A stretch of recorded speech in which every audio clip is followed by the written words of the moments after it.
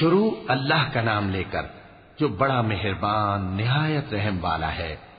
طٰہٰ، اے نبی صلی اللہ علیہ وآلہ وسلم، ہم نے تم پر قرآن اس لیے نازل نہیں کیا کہ تم مشقت میں پڑ جاؤ، مگر ہر اس شخص کی نصیحت کے لیے نازل کیا ہے جو خوف رکھتا ہے۔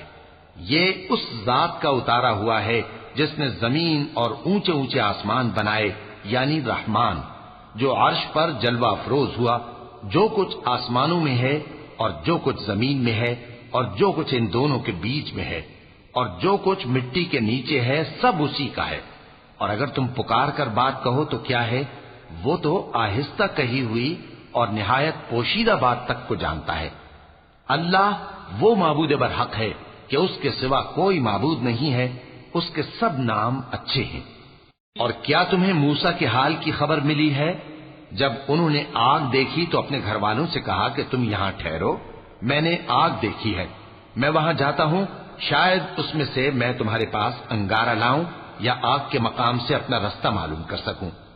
پھر جب وہ وہاں پہنچے تو آواز آئی کہ اے موسیٰ، میں تو تمہارا پروردگار ہوں، تو اپنے جوتے اتار دو، تم یہاں پاک میدان یعنی طویٰ میں ہو، اور میں نے تم کو منتخب کر لیا ہے، تو جو حکم دیا جائے اسے سنو۔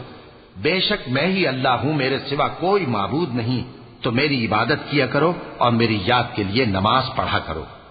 قیامت یقیناً آنے والی ہے، میں چاہتا ہوں کہ اس کے وقت کو پوشیدہ رکھوں تاکہ ہر شخص جو کوشش کرے اس کا بدلہ پائے۔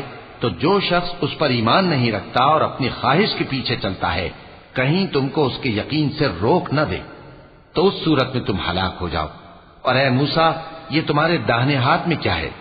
انہوں نے کہا، یہ میری لاٹھی ہے، اس پر میں ٹیک لگاتا ہوں اور اس سے اپنی بکریوں کے لیے پتے جھاڑتا ہوں، اور اس میں میرے اور بھی کئی فائدے ہیں۔ فرمایا کہ موسیٰ اسے زمین پر ڈال دو، تو انہوں نے اس کو ڈال دیا اور وہ یکا یک سانپ بن کر دوڑنے لگا۔ فرمایا کہ اسے پکڑ لو اور ڈرنا مت، ہم اس کو ابھی اس کی پہلی حالت پر لوٹا دیں گے، اور اپنا ہاتھ اپنی بغل میں دبا لو کہ وہ کسی عیب و بیماری کے بغیر سفید چمکتا دمکتا نکلے گا۔ یہ دوسری نشانی ہے تاکہ ہم تمہیں اپنے بڑے بڑے نشانات دکھائیں۔ تم فرعون کے پاس جاؤ کہ وہ سرکش ہو رہا ہے،